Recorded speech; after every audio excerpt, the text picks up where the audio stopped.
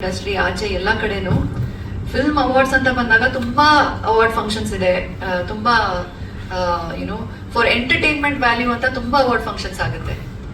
But ನಾನು ಹೆಮ್ಮೆಯಿಂದ ಹೇಳ್ಕೊಳ್ಬಹುದು, ನಮ್ಮ ಕನ್ನಡ ಇಂಡಸ್ಟ್ರಿಲಿ ಅಷ್ಟೇ ಇದೆ ಫಿಲ್ಮ್ ಅವಾರ್ಡ್ ಫಂಕ್ಷನ್ಸ್. ಮಿಕ್ಕಿದೆಲ್ಲ ನಾನ್ ನೋಡಿದ ಪ್ರಕಾರ, ನಾನು ಅರ್ಥ ಮಾಡಿದ ಪ್ರಕಾರ, ನನ್ನ ಪ್ರಕಾರ ಎಲ್ಲಾನು ಎಂಟರ್ಟೈನ್ಮೆಂಟ್ ವ್ಯಾಲ್ಯೂಗೋಸ್ಕರ ಮಾಡುವಂತ ಫಿಲ್ಮ್ ಅವಾರ್ಡ್ ಫಂಕ್ಷನ್ಸ್.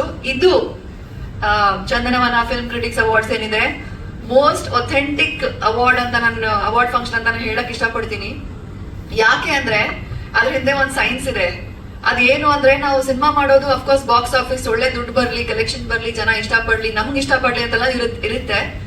ಬಟ್ ನಾನೊಬ್ಬ ಆಕ್ಟರ್ ಆಗ್ತೀನಿ ಅಂದಾಗ ಅದ್ರ ಹಿಂದಿನ ಸೈಕಾಲಜಿ ಏನು ಅಂದ್ರೆ, ನಮಗೆ ಜನ ಇಷ್ಟಪಡ್ಬೇಕು. We want people to like us. That is one of the things.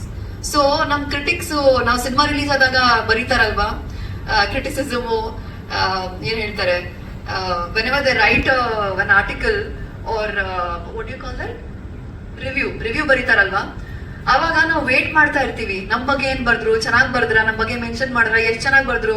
ಕೆಟ್ಟದ್ ಬರ್ದ್ರೆ ಬೇಜಾರ್ ಮಾಡ್ಕೊಳ್ತೀವಿ, ಡಸಂಟ್ ಮ್ಯಾಟರ್ ಕ್ರಿಟಿಕ್ ಅಂತೆಲ್ಲ ಹೇಳ್ತೀವಿ. ಬಟ್ ಚೆನ್ನಾಗ್ ಬರ್ದಿದ್ರೆ ನನ್ ಬಗ್ಗೆ ಎಷ್ಟ್ ಚೆನ್ನಾಗ್ ಬರ್ದಿರಂತೆ. ಆಕ್ಚುಲಿ ನಮಗೆ ಆಸ್ ಆಕ್ಟರ್ಸ್ ಕ್ರಿಟಿಸಿಸಮ್ ಮ್ಯಾಟರ್ಸ್.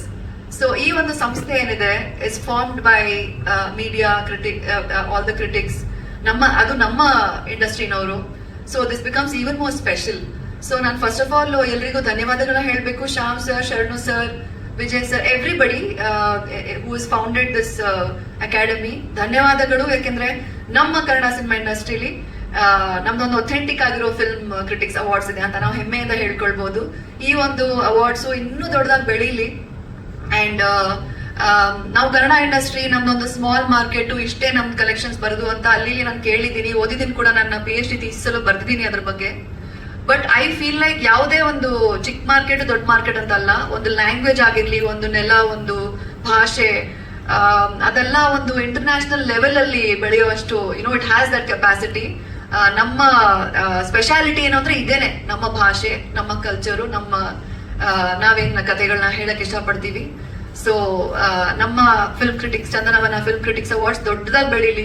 ಇದು 6ನೇ ವರ್ಷ ಅಂತ ಹೇಳಿದ್ರು. ಅಂಡ್ ತುಂಬಾ ಖುಷಿ ಆಯ್ತು ನಿಮ್ಮಿಂದ ಸರ್ ಅಪ್ರಿಸಿಯೇಷನ್ ಬಂದಾಗ. ನಮಗೆ ಇನ್ನೂ ಖುಷಿ ಆಗುತ್ತೆ ನಮ್ಮ ಸಿನಿಮಾ ಇಂಡಸ್ಟ್ರಿಗೆ, ಬಿಕಾಸ್ ಕ್ರಿಟಿಕ್ಸ್ ನಮಗೆ ಅಪ್ರಿಶಿಯೇಟ್ ಮಾಡಿದ್ರೆ it's very very special. And hopefully some day ನಾನು ಬೆಸ್ಟ್ ಆಕ್ಟ್ರೆಸ್ ವಿನ್ ಮಾಡಕ್ಕೆ, ಒಥೆಂಟಿಕ್ ಆಗಿ I want to win this award. And ಒಳ್ಳೇದಾಗ್ಲಿ ಸರ್. ಥ್ಯಾಂಕ್ ಯು, ಧನ್ಯವಾದಗಳು. ಎಲ್ರಿಗೂ ನಮಸ್ಕಾರ, ಶುಭ ಸಂಜೆ. ಚಂದನವನ ಫಿಲ್ಮ್ ಕ್ರಿಟಿಕ್ಸ್ ಅವಾರ್ಡ್ಸ್ 2025 6ನೇ ವರ್ಷದ ಪ್ರಶಸ್ತಿ ಸಮಾರಂಭ ನಡೆಯಲಿದೆ. ಅದರದ್ದು ಟ್ರಾಫಿ ಲಾಂಚ್ ಇವತ್ತಾಗಿದ್ದು ನನ್ನ ಕಡೆಯಿಂದ ಹಾರ್ದಿಕ ಶುಭಾಶಯಗಳು. ಫಿಲ್ಮ್ ಅವಾರ್ಡ್ ಅಂತ ಫಸ್ಟ್ ಟೈಮ್ ಸ್ಟೇಜ್ ಮೇಲೆ ಇಟ್ಕೊಂಡಿದ್ದಿಲ್ಲಿ.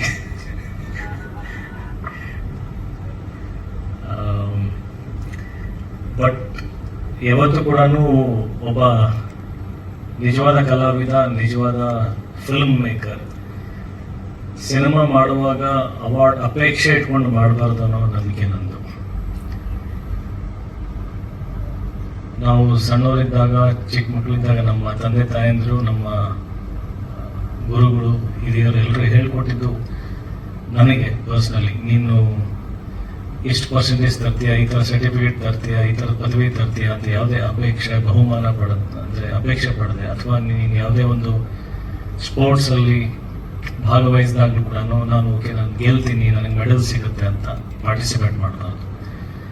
Participation should be with enjoyment.